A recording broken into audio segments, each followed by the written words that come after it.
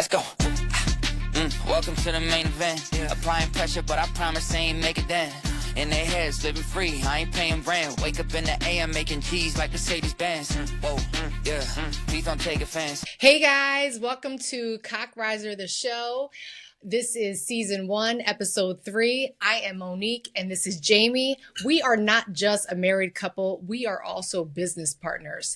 So we want to give you a little bit of insight about what we do, not just being a married couple, but working together. So that's one of the topics you want to talk about. Hey, let's start there. For those of you who don't know, this is, as she said, season 1, episode 3. The setup is we don't tell each other what we're coming to the table to talk about. We bring 3 or more topics each, and then we trade off. You go, then I go, or vice versa. So I had no idea that this is what you wanted to talk about today. Like you have no idea what I want to talk about today. Partly because we want to keep this in a sense of that it has some spontaneity to it. And also it's more like a conversation just when you sit down and talk with your friends. And I don't think there's too many times you say, hey, we're going to talk about all this when we go out with the boys and when we go out with the girls. So that's kind of where this is coming from for those of you who are on here saying, oh, they don't even know what they're going to talk about. Well, how could they do that? So that's not what it's about. All right. So you want to talk about business life. Yes. Business life as Cockriser life. So what is it? Well, it's not that what I think. So I was a previous salon owner for about 21 years. And then that all came to an end when I decided to marry Mr. Jones and become Mrs. Jones, giving the opportunity to be introduced to a different type of company, atmosphere, strategies, all types of different things that we have encountered as a couple. There was a lot of things that I did not know. As a business owner, I kind of was just winging it like it was home. You know, you paid the bills, the income came in, and you know that's how I ran my business for 21 years. That's not how it works. It works like that for a lot of people. That's called mom and pop, and there's nothing wrong with mom and pop. There's a lot of mom and pop millionaires and billionaires out there, so there's nothing wrong with mom and pop. No, there's not. And it was just, I think for me, the business aspect of what I enjoyed most of owning my own business was having people come in and just making them so happy with the service that I provided for them. And it's not even, there was a time in my life where people would come in and be like, I can't afford to get my hair done. And I would just say, you know what, sit in the chair. I just want to make you feel good about yourself. It wasn't about really the income coming in. Of course it was, because that's how I, took care of my family and, gave my children everything that they needed and wanted. But it was also supplying security within my customers, that I was there for them. I had customers that came in that they lost their job and, were like, oh my God, I don't know what to do. And I'm like, okay, let me know when your interview is. Let's set up an appointment. You come in, you get your hair done, and it's on me. You never have to pay me for that service. Now that we have, different companies, I look at it totally different. I hate to say that I look at it totally different, but I still have this empathy and sympathy for people that want a service and that they want to feel so good about themselves. And it's like one of those things, like, I just feel like I'm there. That's what I'm there for. I'm there to make them feel good.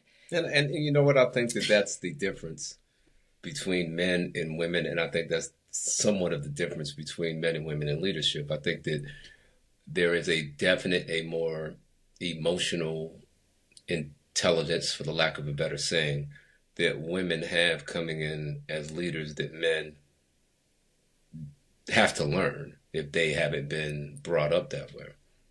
And I think that empathy and that sympathy goes a long way in ownership and leadership to a certain extent. Absolutely. Right? Because it's still about dollars and cents. If it doesn't make dollars, it doesn't make sense. Mm-hmm.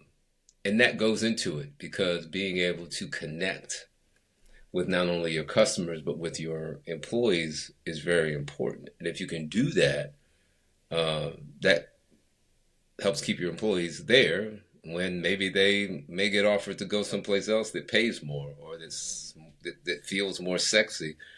But there's definitely an aspect of leadership that women bring to the table. And it's interesting because in my career, I might have had 2 female bosses. I didn't like either of them, but that's it's not that I didn't like them; they didn't connect with me, but for I think different reasons. And I'm talking about corporate America, but I thought that they were very good leaders, and I thought that they brought certain things to the table. Now, business owner, I think it's another level, right? Because many of you out there, I'm sure, own businesses or want to own businesses or your employees.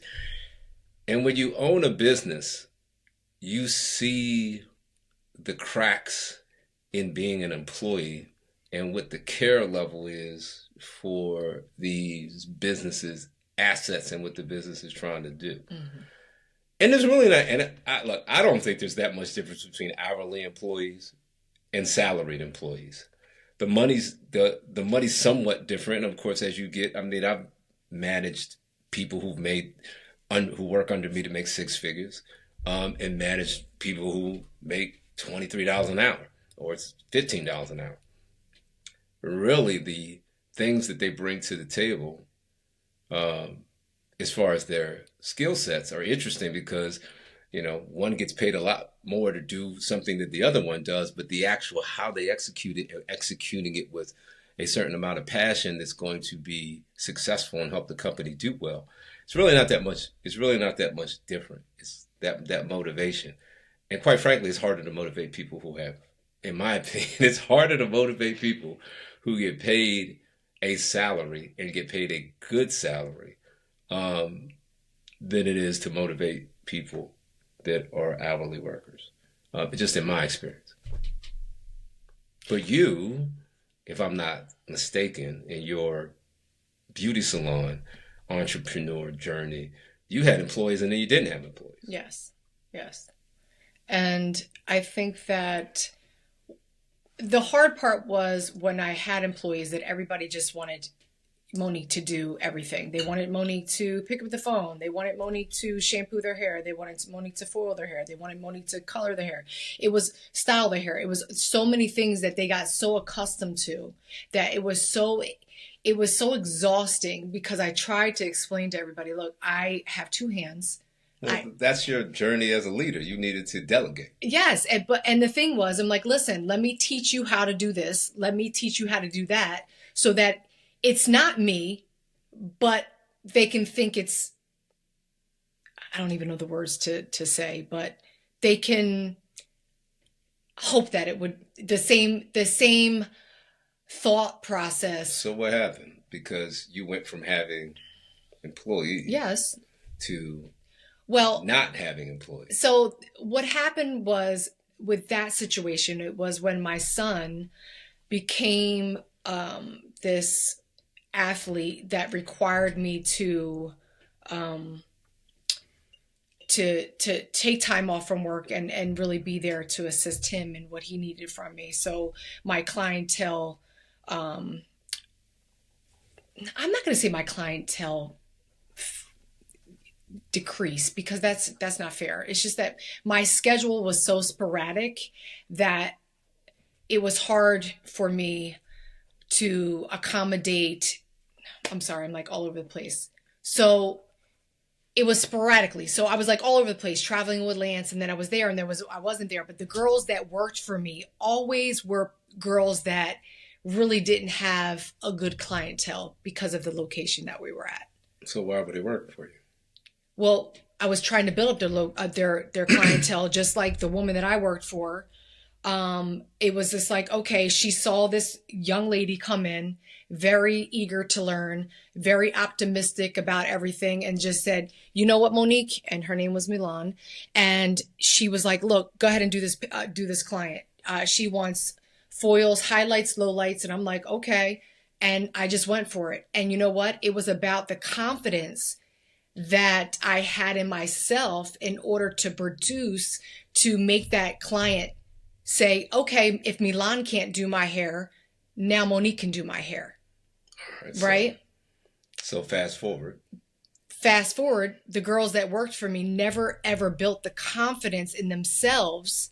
And then once they left, it was either they took on another trade because they weren't confident in themselves, or they wanted to build a better clientele because most of my clientele didn't want to move on to them. So did you give up on hiring people because you couldn't hire people that were like you?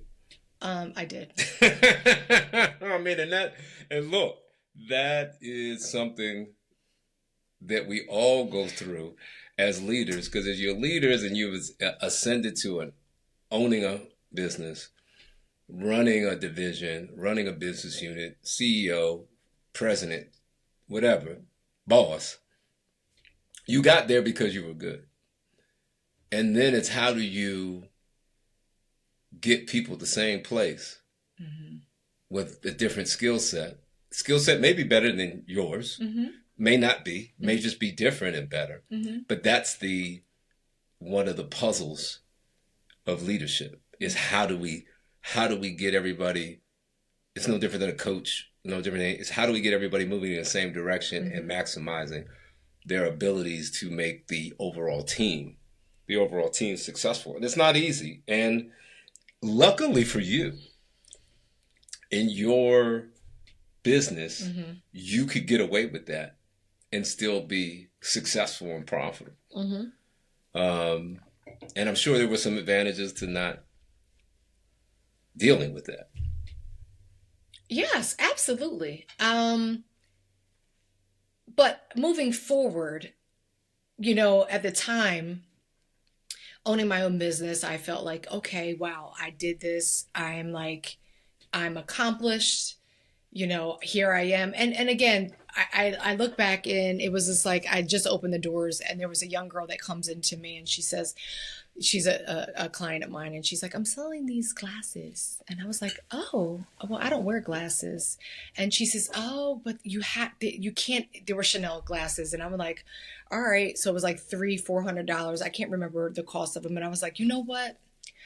I'm going to buy these glasses from you, because one day I'm going to sit behind a desk, not this desk. It's going to be another desk, and I'm going to be an entrepreneur. And again, in my visual at that time was another salon and spa moving forward. So good segue into what have you learned from that entrepreneurial experience, and now you bring it into the future, and now what's going on right now in your entrepreneurial journey? What did you take and bring and implement? What did you say, I'm leaving that behind because that wasn't working?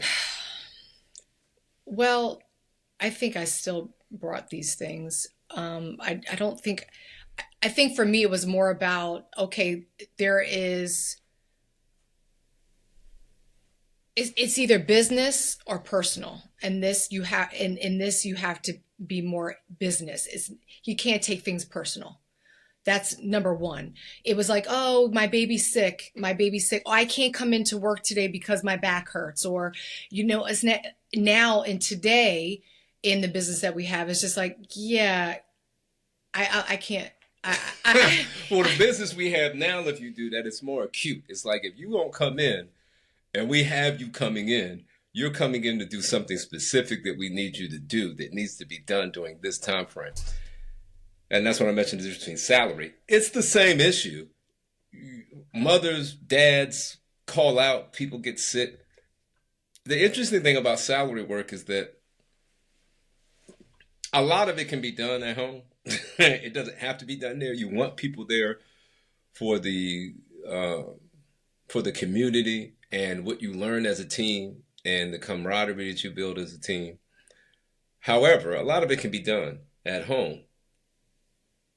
But then there's the rub there, because work from home policies all in the news today. After COVID, it was nothing but work from home. We were remote. Now CEOs are like, hey, you need to get back to work. And there is. I mean, there's studies that have been done. We know we're more productive when we're in a room together. That doesn't mean we're sitting in meetings for hours and hours and hours. So it's a delicate balance, but I get it.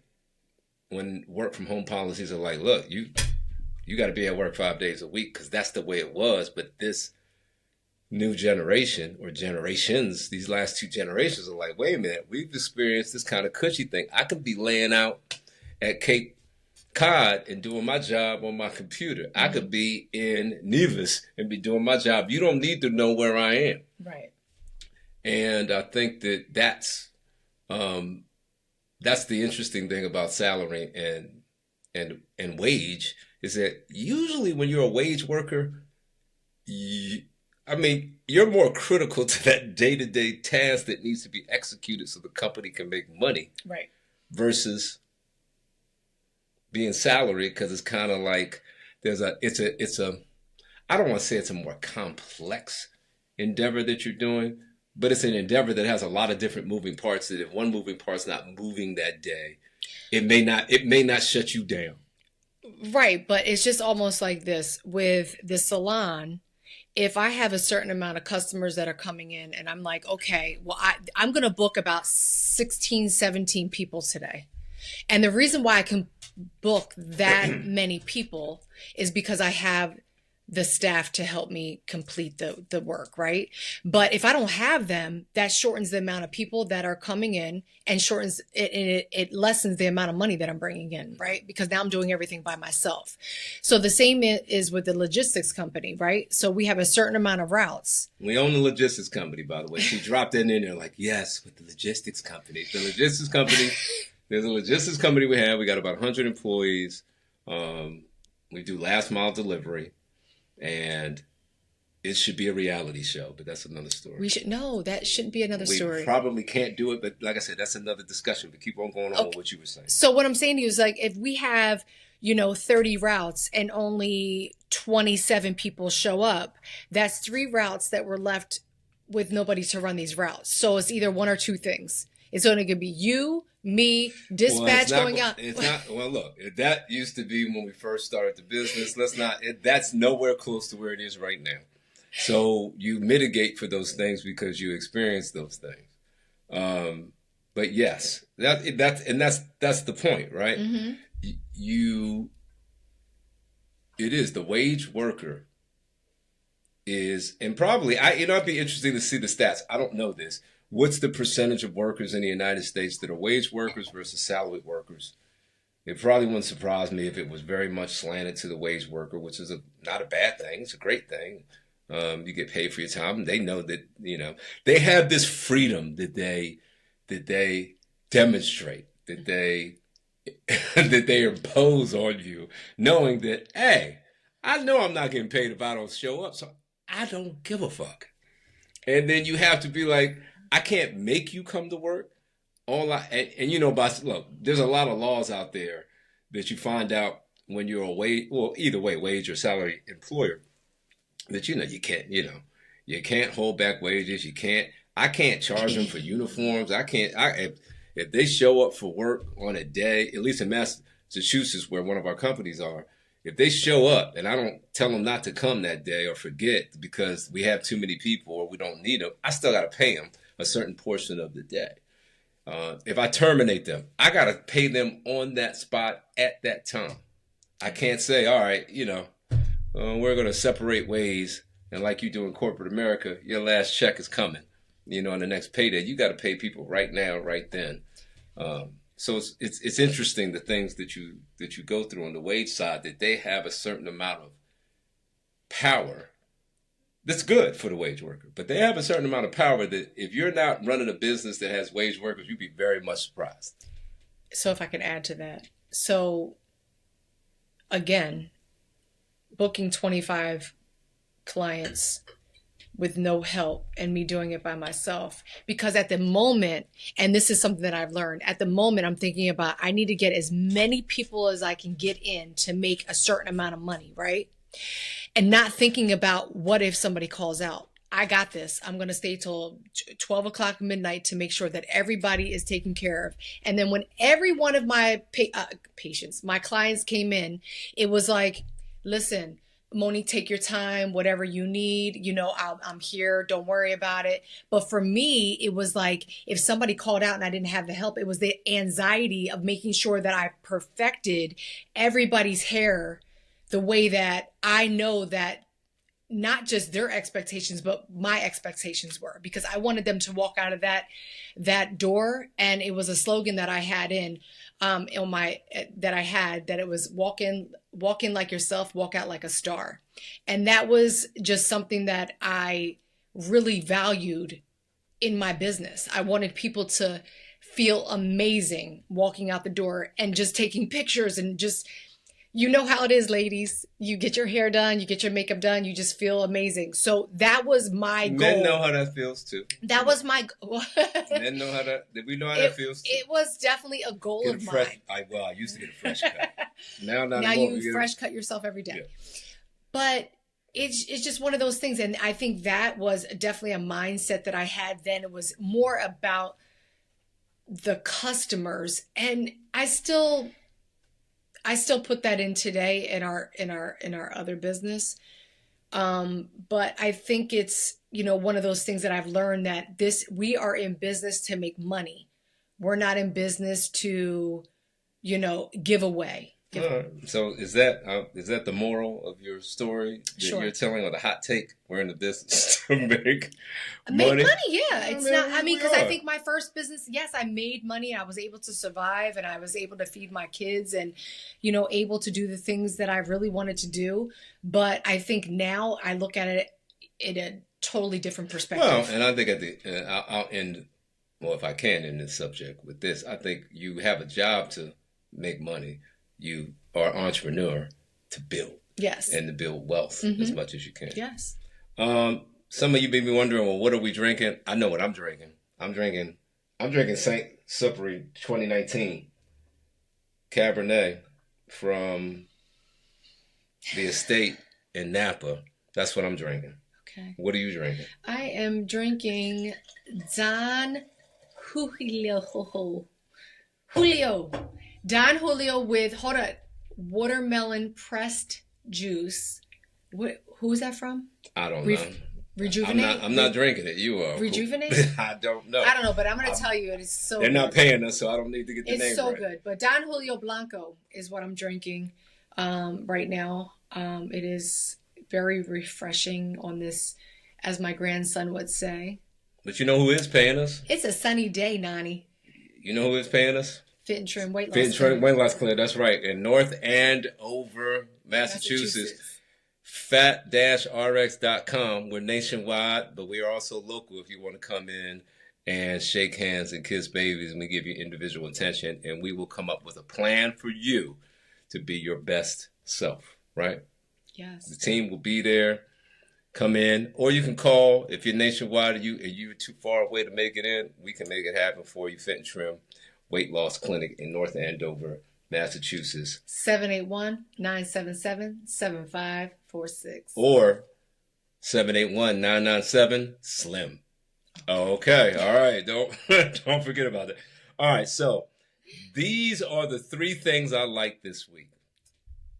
3 things I like this week. Matter of fact, maybe even love this week. The 3 things I love this week. Shador Sanders, I love what he did on Thursday night. I was rooting for him. Thursday night. Of course, some of you may not know Shador Sanders, Deion Sanders, the Hall of Fame football player, coach of Colorado Buffaloes, coached his son all the way up through the ranks. They did that boy wrong in the draft, pushing him all the way to the 5th round. And some way say, well, he was overrated, he was brash, he's all this stuff. But what he is he's a player. Yeah. He shines under pressure. He's a diamond out of a piece of coal. He's not dust. Came into his first NFL start. Don't give me the whole preseason thing, because he wasn't playing with the starters, so they were playing with like talent. He showed out 2 touchdown passes, over 100 yards, and a little bit of 3/4 of playing. And that was in the backdrop of his father having bladder cancer surgery and God bless Dion. Recovered Yeah. well. Godspeed to that. I'm glad he's doing what he's doing well. And look, not only him, but Shiloh, his brother too, who's a cornerback with the Tampa Bay Buccaneers. Can't say enough about how that could weigh on an athlete's mind, and they're going out there trying to perform, trying to make the team. They're not trying to just try to perform. They're trying to make an NFL football team, and there's no guarantees, and they're doing that under the guise of their father going through something traumatic, and they have both shined in their opportunities. So please, everybody, stop worrying about what Dion does, because obviously he can raise some kids. You know, I don't know what makes me want to talk about this or bring this subject up, but that's only number one. I got two other things I like. Well, what I like is different. So I love that for. But can I get through my three things, and then you can get through your three things? Because if you're going to branch off into your three things, it wasn't branching off. But you know what? You go ahead, dear. I just because I want you to I want you to comment on all of them. Yes, not just one. Shador is. I was very, very supportive of Shador's one. Yes, the other one is South Park. I don't know if y'all into South Park, and I have been like a fan of South Park from afar. You see a couple clips, but what they're doing. Hold on. Was there another episode I didn't see? We haven't seen it, but I've seen clips. But what they're doing to the Trump administration as far as making jokes about them, no matter how you feel, this is not a political show. I am a moderate, and I invite all people to the show. Yes. I'm not turning away anybody. I don't care if you're MAGA, or I don't care if you're anti-MAGA, or whatever you want to be, left, right, liberal, conservative. We all have some of that in us. But what South Park portrays in their caricatures of people is just absolutely hilarious. And if you're in the public eye, you better have a thick skin. Love that. Love that. And the third thing I love is, I don't want to call it trash TV, but I'm going to call it love trash TV. Love Island, Hunt for Love, Perfect Match, Love is Blind, Married at First Sight. That's my Joan right there. I love those. I don't know why either. It is like the Jolly Ranchers of candy for a TV show. What was your favorite Jolly Rancher of candy? I didn't like. I mean, the apple. Apple? The apple. Really? No.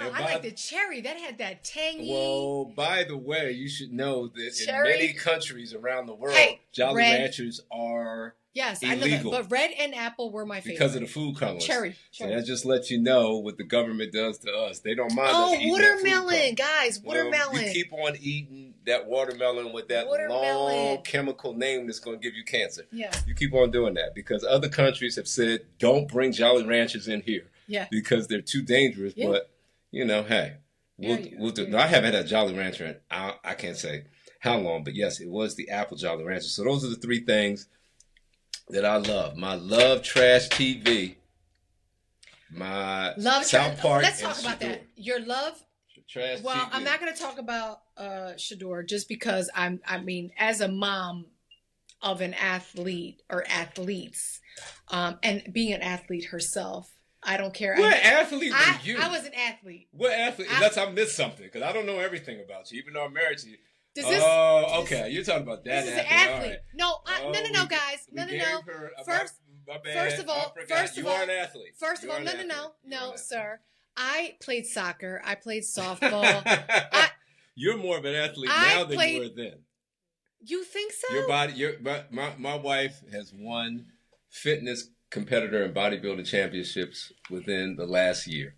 And she just started on that journey all but 5 years ago, at least competing. So big ups. And I should have considered that to be an it's okay. Athletic sport. No, I'm sorry. I was raising children and I wasn't in college ball or football or anything like that, but I was raising children, which still is an athlete. I was very successful when I played all sports. So were you? Yes, I was. Where were you? Were you like all county? You know were you what? like all league? You know what? I'm just asking. Because this is news to me. Where are my medals? I was a swimmer. I'm finding I was a swimmer and a diver. But you went to school when they were giving participation trophies. No, that's today. That's today. Like what, back in the day, we didn't get a trophy or medal unless we won something. No, y'all, they be giving out to y'all like they just dealing out spades. What? Listen, it doesn't matter. I'm a mother of an athlete. Okay. Okay. You got your mom's stripes. Nobody's gonna take that away from you. So about Shador, I am very proud of him from a mother's perspective, just from the world's perspective. They really did him dirty, in the draft. About South Park, I have not. I've only watched the one episode. I think that's the first episode you've ever watched. I've ever watched. Last week when they had the whole Trump thing and he was running around with his penis out and he was in the bed with the devil. That was. But then they did the last part of the show when they did the AI version of him rolling around the desert naked. Remember? And he was in his underwear. How could you not remember? Remember I said wait for it? You were like, oh, okay. Yeah. Okay. So I haven't seen, but they are on Christy Nome now. Oh. They're on the ice princess, as they call her. Okay. So I can't wait to see it. I've seen some previews. You know, my sister turned me on to South Park. Troy. Years ago.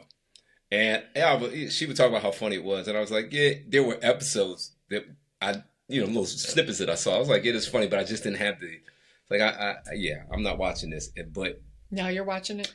Well, yes, because of they have gone. How many years ago did she tell you to watch it? They've gone scorched earth. How many years ago did she tell you to watch it? Probably 10. Oh, okay. Because you guys are how many years apart? 3. So I was just like, you're just catching up.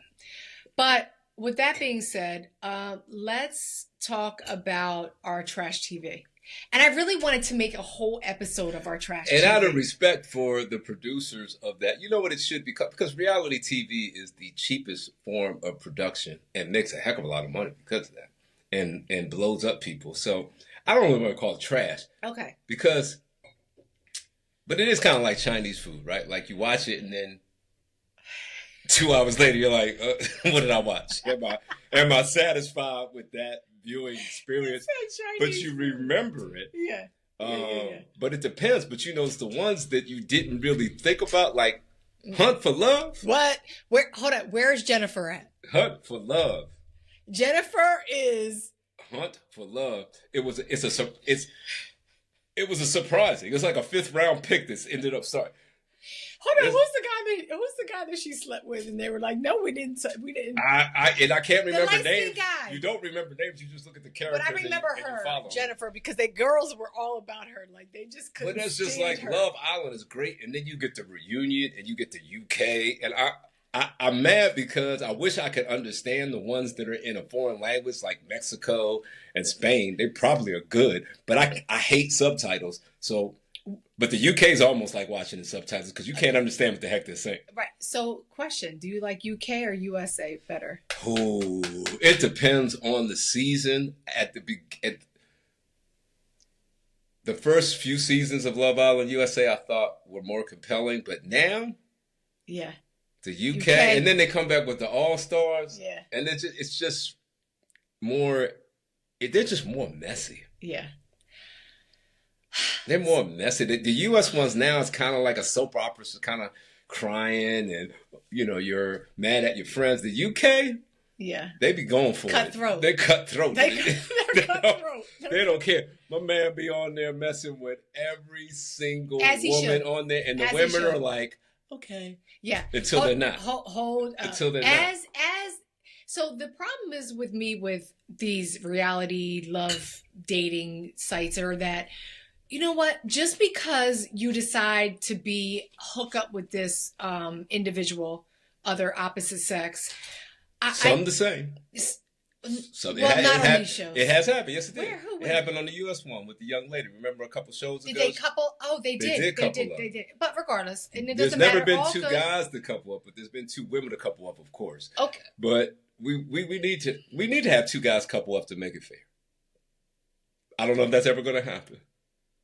Why do we need to have 2 guys to couple? Because I feel like that I don't want to say they allowed, but I think they've set it up where if you see 2 women kissing, it doesn't really move the need. Everybody like expected. They cheer for it. Never have there been 2 guys tonguing down on the challenge. See, if you see these shows, they have these challenges where they get away with being romantic with each other because it's a challenge. So they say, "Oh, honey, it was a challenge. It doesn't count if I kiss somebody or slap them down." Yeah. Just as long as you didn't do it outside the challenge, honey. Right. So they've had girls. They'll say like, pick 2 people that you would want to have a threesome with, and the dudes always pick 2 girls. And usually the girls always pick another girl and a guy, but they may pick 2 guys, but the guys are like, there's a little homophobic going on there. And I'm like, they need to have 2 guys get together. They're not going to have 2 guys get together unless they're bisexual. Well, and duh. Yeah, but I'm going to tell you that, and this is what I truly believe. And if you don't, I'm okay with It's that. America. Please give your feedback. Anytime you want, comments are preferred. We would love to hear your comments and what we're talking about. But I think that having 2 males, and again, today in all TV is like 2 males going at it, and it's whatever makes you happy. If you love it, if you like it, I love it. That's all it's about. I don't care. Love is love, and you know what? It's a beautiful thing, and I think that I don't want to say that I dislike people that don't understand true love, because they judge on the sexuality of 2 different people that shared the experience together. But I think that people on Love Island, I feel like for the women, some women will be very, very taken back if there is 2 guys on there kissing, because in society, our whole life, it was about, 2 women together. That's all a man wanted, was a threesome with 2 women, right? Well, one woman might want 2 men, but the 2 men that are not going to be together as the men would want the 2 women together. So I think that is what maybe holds that back, because women, I think that some women don't want to see 2 men together. All right. I think in general, it's not a desire. I think in general that maybe. But look, love is love. So if it's truly Love Island, Hunt for Love, Married at First Sight, eventually you got to cross that threshold. Let's not make it like interracial relationships and commercials. We talked about this last time. I know. I said, but let's not make it like that, where 70% of the people are. It's not like that. Yes, but it should happen.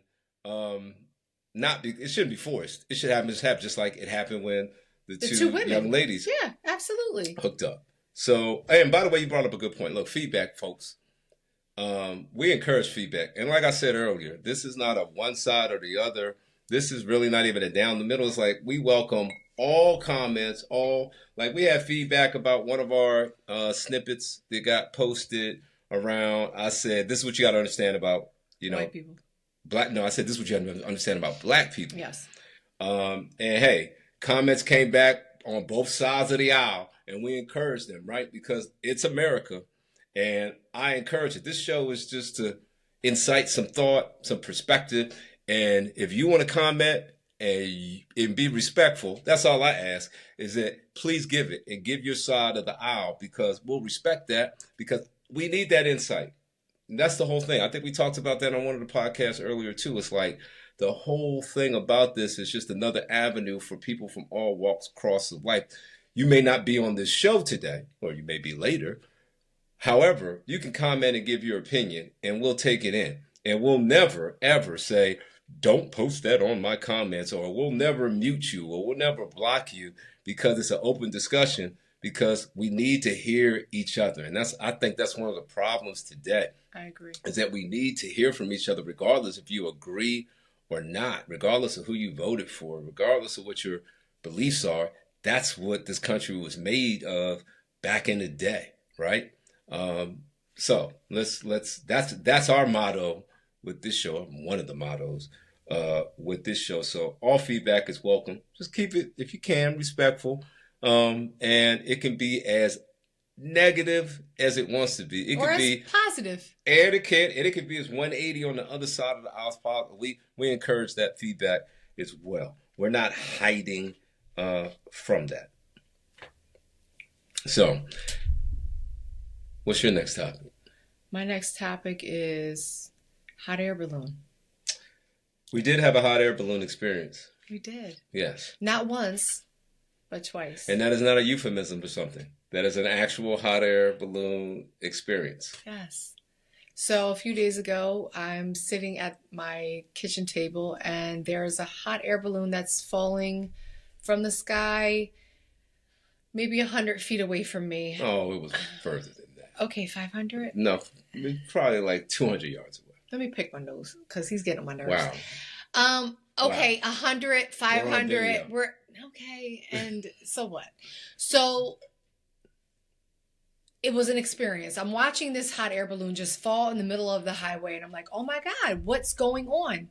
And I'm like taking pictures or whatever. And then this morning, I walk into this husband of mine, his office, and I'm like, we're just talking and we hear like, shh, shh. And we're like, what the hell? And I was like, oh my God, a hot air balloon. And it's just like falling right.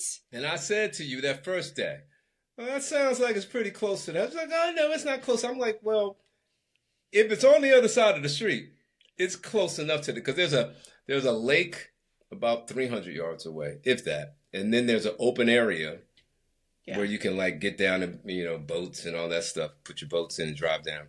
And then there's a street, and then there's a row of houses, and then there's us. Yeah. So that's pretty close. Yeah. But today,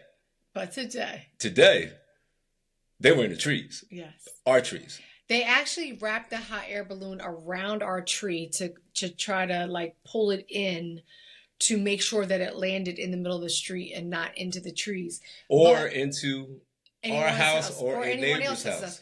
But I think I don't know because I don't know about hot air. We're not gonna name any companies. Right. But this is the second I would not get in that balloon. I would not get in that company's balloon. I would not use that company. Second time in a week. They had to crash land. Thank God. And then listen, it was my hashtag is smooth landing. Like it was so smooth. It wasn't like anything like bumpy or anybody got hurt. The thing is, I was really, really, really surprised on how many people were in that basket. That basket wasn't that big. That basket was the size of a powder room. And there were like 10 people. More like no, that's a powder room. Tanning bed. Stand-up tanning bed. If everybody's ever tanned before, it's a stand-up tanning bed. It was that was not a powder room. It was about the size of a 3-person sauna with 10 people in it. Okay. It was so tiny. I was just like, how did all those people fit in there? But then they were just pulling it all back and everybody was excited. No. There's some things that you realize as you get older that you don't need to do. Like the days of me wanting to jump out of a plane are over. I don't need to, reach the summit of Mount Everest. I don't need to go into a mom and pop air balloon excursion. Because you cannot tell me this is where they were supposed to land. So let me tell you guys something. We see you. We do. We see you. So he doesn't want to do it, but that doesn't mean that I'm not. And that's why I said me. No, and I love that because you know what? He will say, go on ahead and do it. It's not that, it's not like, oh, don't do this because I'm not doing this with you. He will encourage me to do whatever it is that I want to do. The point is I'm not trying to die before it's my time. And you know what? That's the thing. Did you hear what he just said? I'm not trying to die. I'm not trying to die before it's my time. You know what? You don't know when your time is. You know what that's called? That's called experience. It's called, you know what? You're only 10 years older than I am. That's called experience. And you know what, Jamie? Your time could be right now. It could, but it'll be my time, not on their time. You know what, though? I don't know. I look at life and enjoyment. And I'm not going to tell you that I'm going to be like these TikTokers or these Instagram people that are going to walk off of a cliff because they're trying to get the best picture. I'm not saying that to you. But what I'm saying to you is like, I personally would love, and I'm going to experience the skydiving experience. It's good. See, what I you're thought thinking you is said that you were going to do it with me. No. Well, don't put that on the universe. Don't aim and act like I said that. All right. I did not say that. You gonna let me go alone? I'll go. I'll watch you jump out of a perfect. I will watch you jump out of a perfectly flying airplane, which I never understood why people would jump out of a perfectly flying airplane. But that's just me. I'm taking seconds off my life right now every time I take a sip of wine. That's fine. That's my choice. So that's where I will make my dangerous endeavors. Excuse me, is there. Napa is a dangerous endeavor for me because of the gluttonous enjoyment of culinary, exquisite food out there and wine. But that's for another podcast. Is it?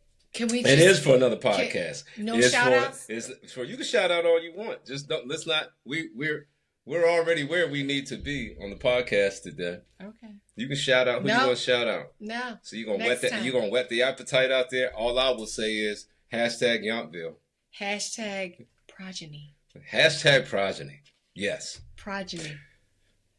And we're not getting paid for that. But hashtag and it doesn't matter because you can't go there. If you heard it from us and you tried to go to Progeny, you have to have an invite. You can't go there. You have to have an invite. It's a bougie place. It's just a place to go. It's a place. We're not trying to see a lot of people in the day. And we happen to luck up and get in there. We'll talk about that. We will have a Napa-only podcast one of these days. Yes. And you guys can comment on that. But how do we want to end this today on this third podcast on our way to a successful podcast platform? We're only 18 more shows away, according to statistics. We got this. No, okay. We are winners. How do you want to end this? WW winners. Oh, wow. Okay, we are. Give me a kiss. Oh, wow. Winners. PDA. It only took the third podcast to get there to get PDA. He likes it. He says he likes it. He doesn't. I don't have a problem with it. I don't know if the audience wants to see PDA, but you got it today. So we'll find out in comments. So thank you for joining us on our journey here. Again, we will bring the topics to you on episode 4. So we've pretty much decided on a schedule. Yeah. As long as the schedule permits. Sundays and Wednesdays we drop podcasts. Sundays and Wednesdays. And as we go down this podcast journey, we hope to, little by little, maybe shock and awe you with some of our technical abilities in the video. Probably AI will help a little bit. But we'll try to spruce up our video as well as our audio, as well as where we'll be, as well as we're looking at having guests too as we go down the line, depending on what topics we're talking about. So thank you for joining us again today. Season 1, episode 3 is concluded. I needed to add this. So when you're in doubt, look in the mirror and tell yourself that you can do this. Don't self-doubt yourself. You can do this. No matter what your journey looks like, you got this. I agree. And I can end this podcast right now. Thank you. See you.